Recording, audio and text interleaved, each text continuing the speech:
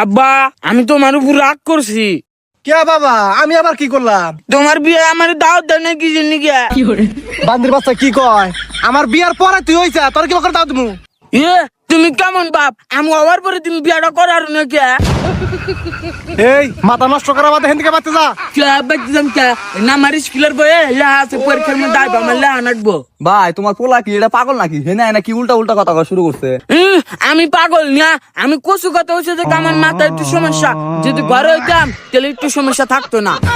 কি কয় ভাই, তোমার পোলা কচু কথা হইছে মানে বুঝলাম না। আরে এই বান্দির বাচ্চার মাথা নষ্ট হয়ে গেছে গা, উল্টা পাল্টা কথা কইতেছে। এই বান্দির বাচ্চা বাচ্চা যা।